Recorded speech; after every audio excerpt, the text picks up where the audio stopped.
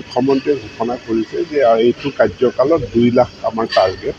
তেখেতে 2 লাখ নিযুক্তি দিম বুলি লক্ষ্য স্থিৰ কৰিছে আৰু এই 2 লাখৰ ভিতৰত যথেষ্ট সংখ্যক আচলতে প্ৰায় 50% নহ'লেও 40% নিযুক্তি শিক্ষা বিভাগতেই হ'ব আৰু গতিকে এইটো এটা ভাল সংবাদ।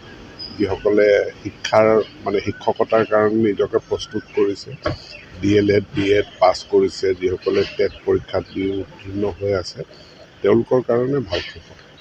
চব একাডেমিক কেলেণ্ডাৰখন এনেকুৱাকৈ বনোৱা হয় যাতে ছাত্ৰ ছাত্ৰীয়ে সকলোখিনি কিতাপ সদায় নিবলগীয়া নহয়।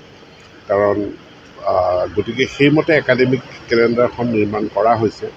কিতাপৰ সংখ্যাটো বাঢ়িছে কাৰণ NEP, কিন্তু সকলো কিতাপ ছাত্ৰ ছাত্ৰীয়ে সদায় নিব নালাগে। তেওঁৰ সেইদিনাখনৰ যিকেইটা একাডেমিক কেলেণ্ডাৰ মতে বা লেচন প্লেন মতে যিকেইটা শ্ৰেণী আছে সেইকেইটা নিলেই হ'ল। গতিকে সেইটো যিটো পাৰ্মিচিবল ৱেইট লিমিট আছে তাৰ ভিতৰতে থাকে। হয়, মানে আমাৰ দূৰৱৰ্তী অঞ্চলত যাতায়াতৰ যথেষ্ট সমস্যা আছে আৰু সেই সমস্যা অনুধাৱন কৰিয়ে আমি পৰীক্ষামূলকভাৱে অসমৰ 11খন জিলাৰ চাহ বাগিচা অঞ্চলত, য'ত তেওঁলোকে বাগানখন বহুত ডাঙৰ বাগান, সেইটো মূৰৰ পৰা সিটো মূৰলৈ যাব লাগে বিদ্যালয়ৰ কাৰণে, বহুতে বাগানৰ বাহিৰৰ অঞ্চললৈ যাব লাগে। গতিকে তাত আমি পৰীক্ষামূলকভাৱে এই যাতায়াতী ব্যৱস্থা কৰা, অৰ্থাৎ স্কুল বাছ নহয়, সৰু গাড়ী, আৰু এইটো পৰিচালনা কৰিব স্কুল মেনেজমেণ্ট কমিটিয়ে আৰু প্ৰায় 5.5 কোটি টকা এই বছৰ বাজেটত দিয়া হৈছে আৰু এইটো এটা ইন'ভেটিভ পৰীক্ষামূলক আঁচনি। পৰৱৰ্তী সময়ত সকলো বিদ্যালয়তে হ'ব নেকি? সকলো বিদ্যালয়ততো কৰাৰ প্ৰয়োজন নাই।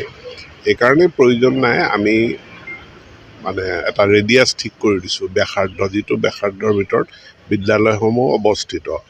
5 কিলোমিটাৰ ব্যাসাৰ্ধৰ ভিতৰত এখন হাইস্কুল থাকিব লাগে। অৰ্থাৎ এভাৰেজ 2.5 কিলোমিটাৰ, খুব বেছি দূৰ হ'লে 2.5 কিলোমিটাৰ বা 3 কিলোমিটাৰ দূৰ হ'ব কোনো ছাত্ৰ ছাত্ৰীৰ কাৰণে।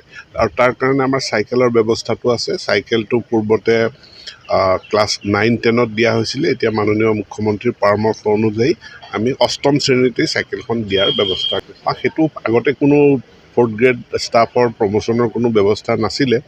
এতিয়া সেইটো ছাৰ্ভিচ ৰুলখন সংশোধন কৰি প্ৰমোশ্যনৰো ব্যৱস্থা কৰা হৈছে, কিন্তু তাত তেওঁলোকৰ মিনিমাম যি কোৱালিফিকেশ্যন, সেই কোৱালিফিকেশ্যনটো থাকিব লাগিব। ধন্যবাদ।